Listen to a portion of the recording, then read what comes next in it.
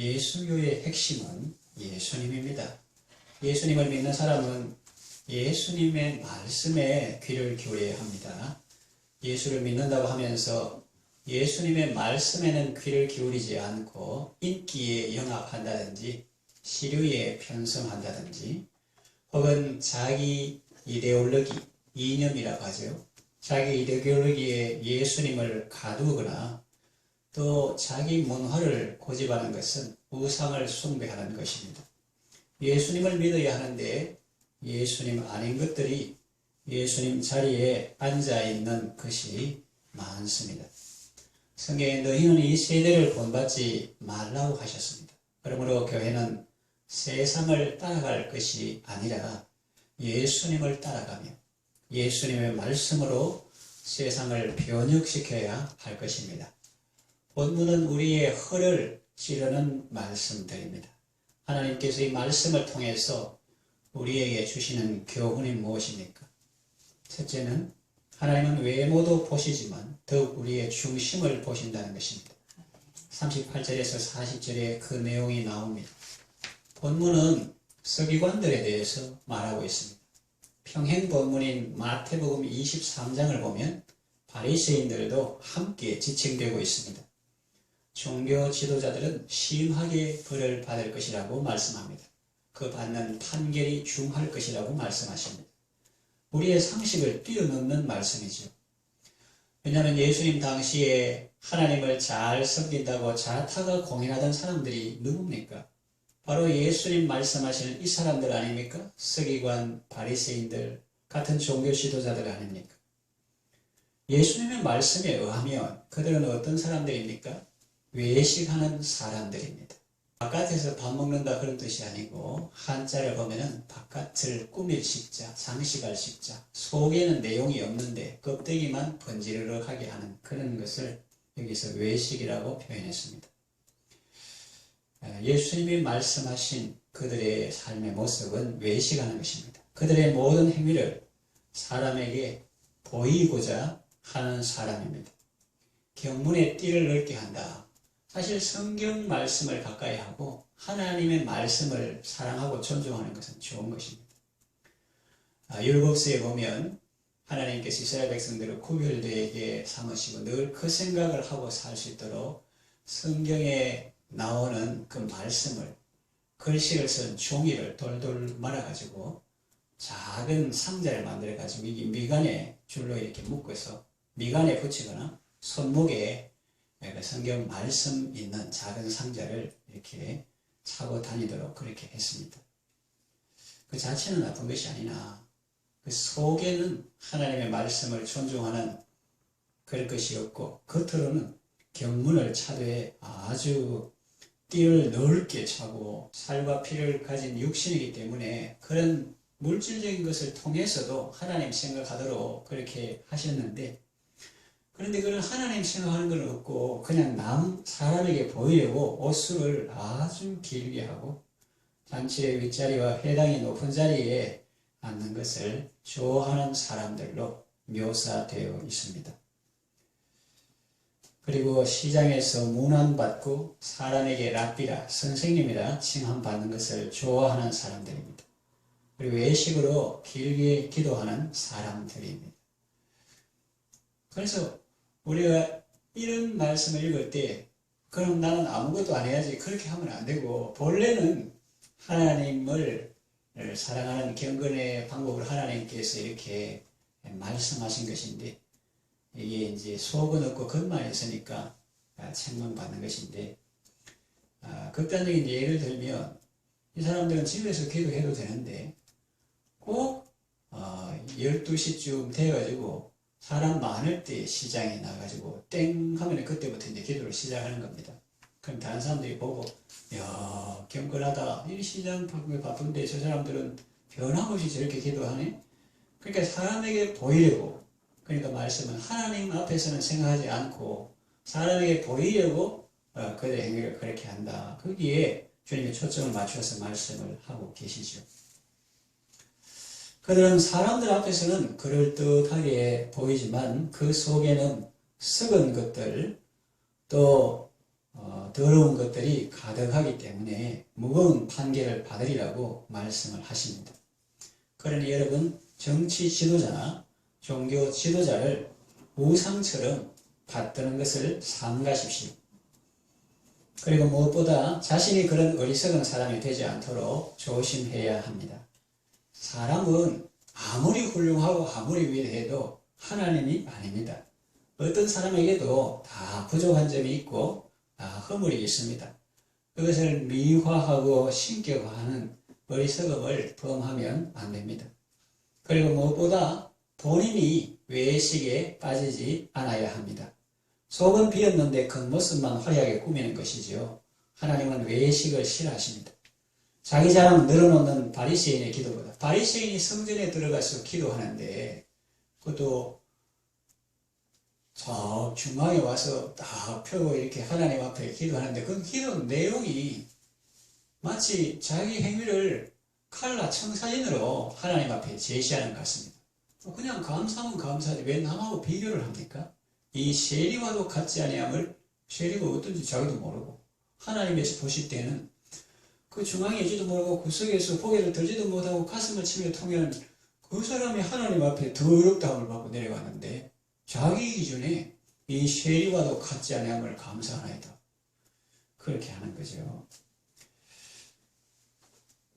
그래서 성경 말씀에 나온 바와 같이 그 자기 자랑을 컬러풀한 청사진처럼 내놓는 바리새인의 기도보다 가슴치며 회개하는 세리의 기도를 더 귀하게 평가하셨습니다.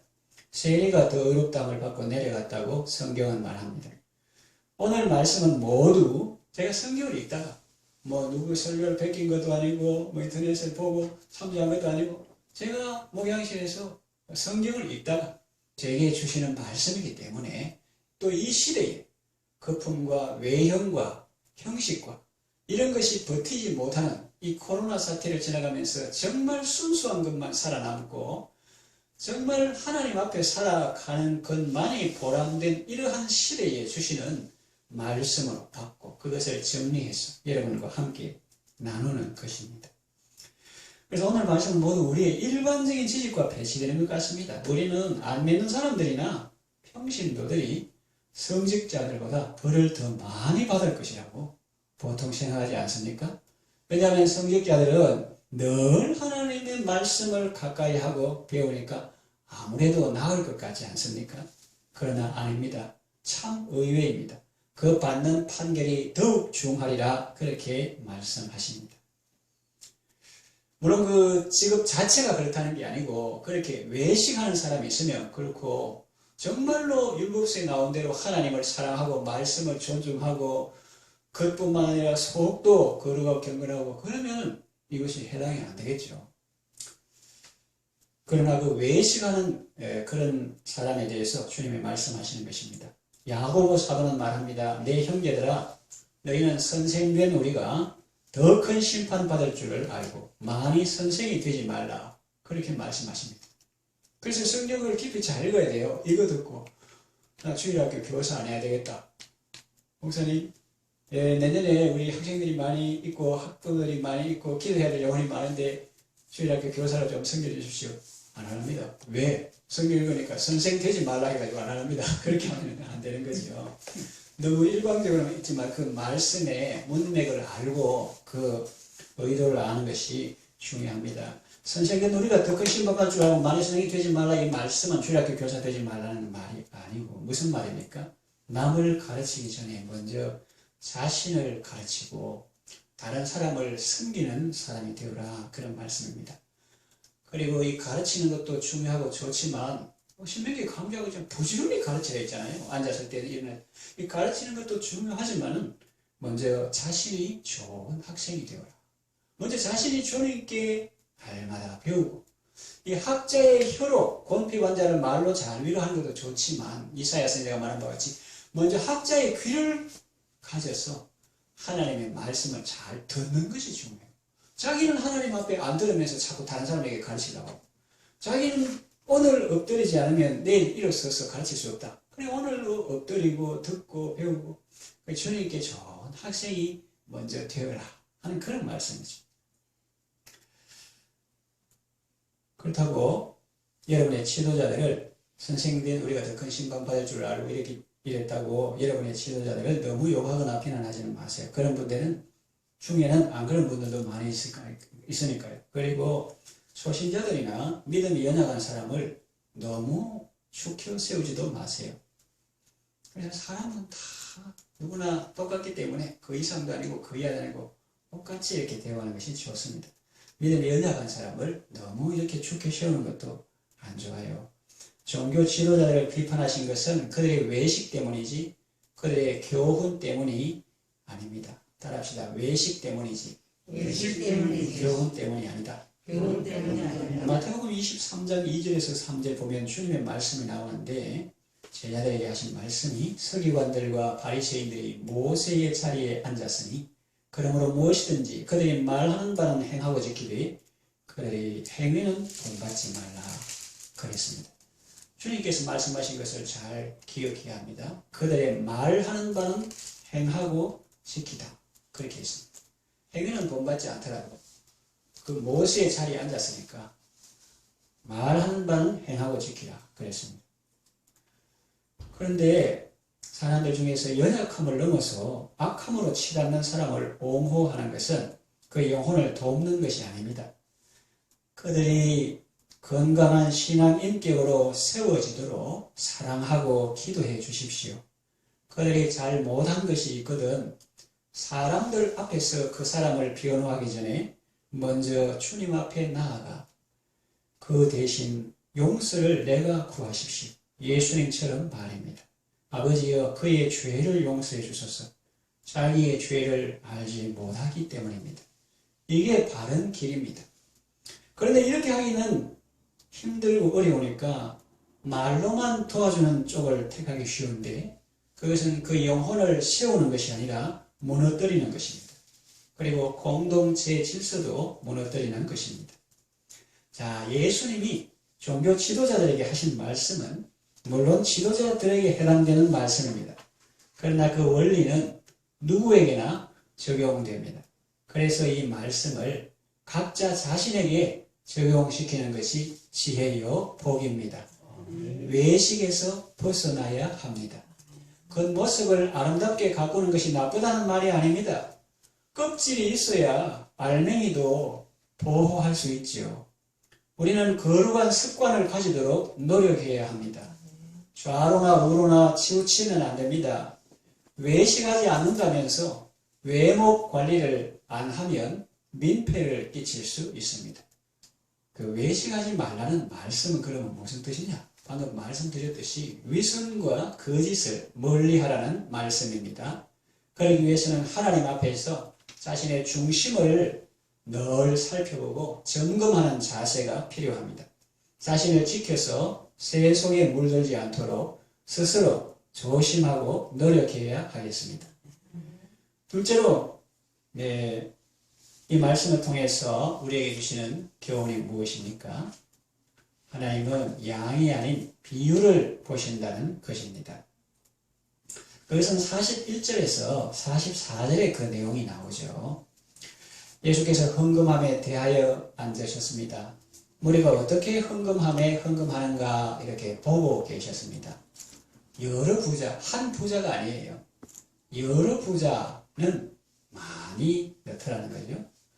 그런데 그와 대조되게 한 과금은 가난한 과금은 와서 두 렙톤, 이거는 헬라 동전의 명칭인데 아마 로마 동전은 고드란트인데 로마 동전의 환율이 더 좀 높았는가 봐요. 그래서 한 고드란트, 두 렙톤 같은 말입니다.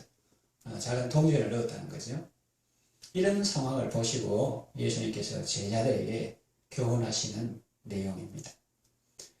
이 과부는 그 구차한 것에서 자기 생활비, 즉 해당되는 생활 전부에 해당하는 그런 헌금을 했다. 그러므로 연복에 돈 넣는 어떤 사람보다도 더 많이 넣었다. 그렇게 말씀하셨습니다. 이것도 우리의 일반 상식을 뛰어넘는 그 우리의 허를 찌르는 그런 말씀입니다. 분명히 한 부자도 아니고 여러 부자가 이렇게 많이 넣는 걸 보셨으면서도 예수님께서 한 가난한 과부가 동전 넣는 것을 보시고 최고로 많이 넣었다, 더 많이 넣었다 그렇게 말씀하시는 거예요. 겉으로 보면 과거의 헌금은 액수가 적습니다. 부자들의 헌금에 비교할 바 못됩니다. 그러나 예수님은 이 과거가 제일 많이 넣었다 하심으로 하나님은 헌금의 액수가 아니라 비율을 보시며 헌금하는 사람의 중심을 보시고 판단하시는 것을 우리에게 보여주셨습니다. 이야기 쉽게 한 예를 들겠습니다. 어떤 사람이 꿈을 꾸었습니다. 어떤 사람이 자기도 생각할 때도 그렇고 다른 사람이 볼 때도 그렇고 교회가 건축할 때 헌금을 많이 했는데 그 사람은 꿈을 꿨어요. 하나님께서 나타나셔서 이번에 성전을 건축하는데 가장 귀한 것을 드린 사람이 있다. 그렇게 말씀하시더랍니다. 이 사람은 그 사람이 당연히 자기일 것이라고 내심 기대했습니다. 그런데 하나님이 이 사람이다 하고 말씀하시는 데 들으니까 그 사람은 자기가 아니었습니다. 이름도 들어보지 못한 어떤 사람이었습니다. 그래서 하나님께 여쭈었습니다. 하나님 왜 이 사람입니까? 그랬더니 하나님께서 그럼 내가 보여줄게 봐라 하는데 그 사람의 모습을 보여주는데 한 노파였습니다. 할머니였습니다.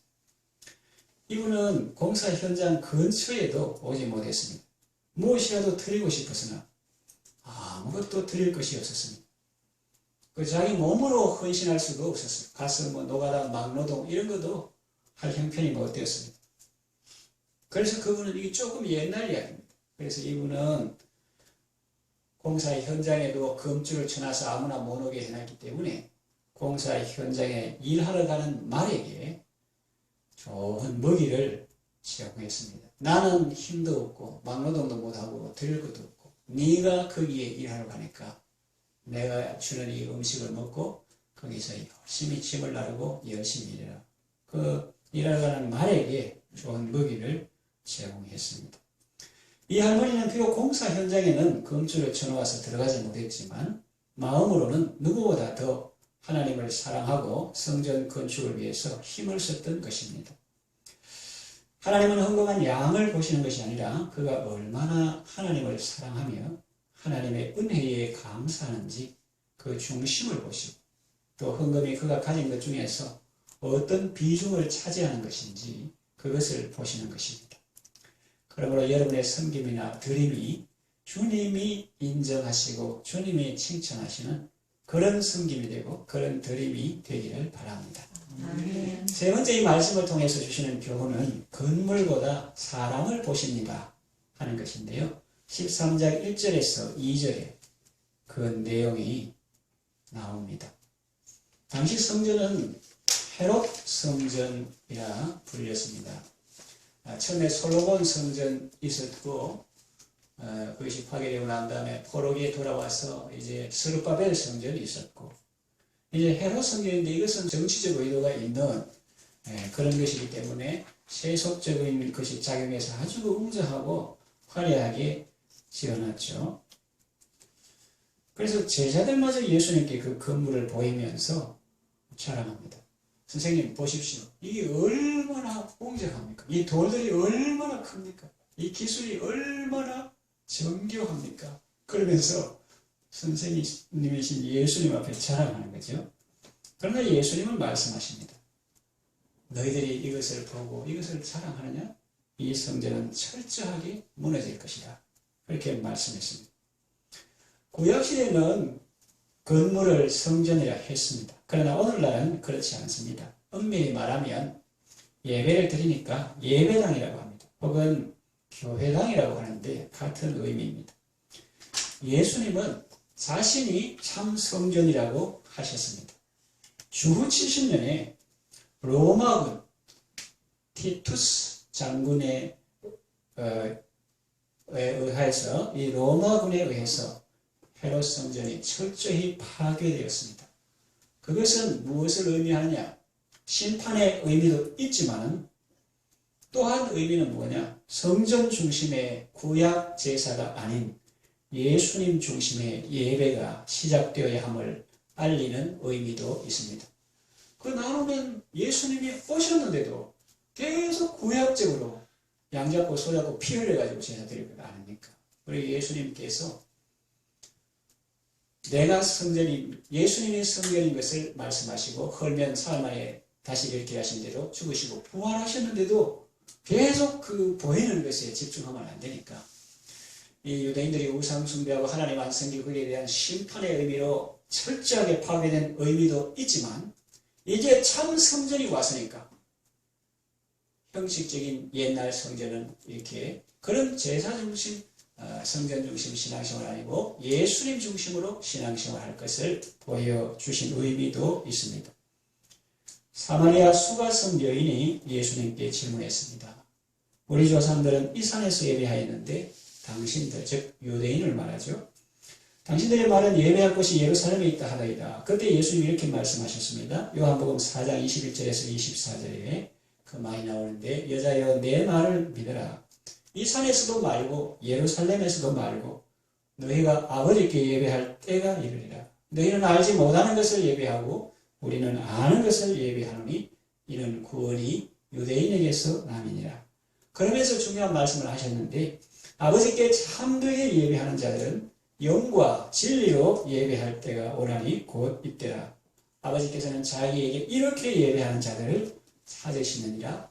하나님은 영이시니 예배하는 자가 영과 진리로 예배할지니라 그랬습니다. 그래서 이것도 우리가 인간적으로 생각하면 영과 진리로 이것은 아마 경건하게 온 매무새를 단정하게 하고 거룩하게 드리라는 의미인 같다 이렇게 생각할 수가 있습니다. 물론 틀린 말은 아닙니다. 크게 보면 그런 말도 됩니다만 핵심은 뭐냐면은 영과 진리로 예배할지니라 신령과 진정으로 하는 이것이 대문자로 쓰여 있다고 합니다. 그러니까 하나님께 나아가는 자들은 성령과 진리로 다시 말하면 성령으로 또 진리 되신 예수님으로 아버지께 나아가야 한다. 우리가 하나님께 나아갈 때 예수님의 보혈의 공로를 입고 나가야지 그 외에 다른 어떤 것으로도 우리는 아버지께 나아갈 수가 없고 그 예수님을 주라고 시인하고 영접하게 하시는 분이 바로 성령님이기 때문에 이걸 영어로 in the spirit, through the son, to the God 이렇게 하는데 in the spirit, 성령 안에서 through the son, 아들을 통해서 to the God, 아버지께 나아간다 이렇게 되는 것입니다. 그래서 우리가 온 매무새를 단정하게 하고 거룩하게 예배한다 그런 뜻도 있지만 넓은 의미로 그러나 적은 의미로 정확하게 말하면 하나님은 영이시니 예배하는 자가 영과 진리로 예배하지 성령으로 예배해야 되고 그 성령님 인도 안에서 예수님을 통해서 아버지께 나아갈 수가 있는 것입니다. 다른 길은 없는 것입니다. 성경은 예수님이 성전이라고 그렇게 말씀하신 것을 우리에게 일깨워주고 또 우리가 성전임을 일깨워주고 있습니다. 서신서에 너희가 하나님의 성전인 것과 하나님의 성령이 너희 안에 거하시는 것을 알지 못하느냐 그렇게 말씀하셨습니다. 교회당 건물이 중요하지 않다는 말이 아닙니다. 그것은 교회가 지역사회에서 사명을 감당하기 위해서 필요한 것입니다. 하나님의 은혜로 성도들의 기도와 헌신으로 마련한 것입니다. 사랑하고 아끼고 잘 관리해야 합니다. 제가 말씀드리는 것은 교회당 건물이 안 중요하다는 것이 아니라 참 성전인 사람을 세우는 것은 더욱 중요하다는 것입니다. 그런데 지금 이게 얼마나 중요해요. 이 말씀이 아주 단순하고 아주 기초적인 원리적인 그런 말씀이지만 이 말씀을 안 지켜가지고 마음 아프고 어렵고 힘든 교회들이 얼마나 많습니까? 한 영혼의 소중함에 대해서 관심을 안 갖지. 그 영혼이 마음이 상하든지 어떤지 그런 데는 안 쓰고 오직 삐까뻔쩍한 건물 지키려고 하다가 얼마나 오히려 마음이 아프고 사람 다 떠나고 오히려 그 죽어도 안 놓으려고 하던 그 건물 이제는 빚이 너무 많으니까 그 건물 팔고 그냥 몇 명 안 되는 사람 데리고 상가로 들어가는 그런 아픔이 있잖아요. 그 교회가 한두 교회가 아닙니다. 이 코로나 위기 사태를 지나면서 정말 주님이 우리에게 가르치신 올바른 신앙생활 이게 얼마나 중요한가. 교회당 건물이 안 중요하다는 것이 아니라 보다 더 중요한 것은 너희가 하나님의 성전인 것과 성도들을, 지체들을 소중히 여겨야 한다 하는 것입니다. 물론 참 성전인 예수님을 존중해야 하는 것은 두말할 필요도 없고요. 그래서 이 사람을 사랑하고 살리고 세우는 것이야말로 교회의 중요한 사명인 것입니다. 사람을 살리고 세우는 것이야말로 교회당이 세워진 목적이기 때문입니다. 교회당 300개 짓는 것도 참 귀한 일입니다. 그러나 그리스도 안에서 온전한 자 300명 세우는 것은 더욱 귀한 일입니다. 한 영혼을 소중히 여기고 서로 사랑하는 교회가 되기를 바랍니다. 아멘. 사람을 살리고 세우는 일에 힘쓰는 여러분 되시기를 바랍니다. 아멘. 이 말씀을 정리하며 마치겠습니다. 우리는 그동안 형식과 규모와 외형에 길들여져 왔습니다. 그런 의미에서 예수님의 이 말씀은 우리의 허를 찌르는 말씀입니다. 다시 말하면 우리로 하여금 한쪽으로 치우치지 않고 균형 잡힌 신앙생활을 하도록 일깨워주는 사랑의 말씀입니다. 또한 우리가 진정 추구해야 할 것이 무엇인지도 일깨워주는 말씀입니다. 예수교의 핵심은 예수님입니다. 예수님의 말씀대로 예수님을 믿어서 주님의 기쁨이 되시고 참으로 복 있는 사람 다 되시기를 바랍니다. 아멘.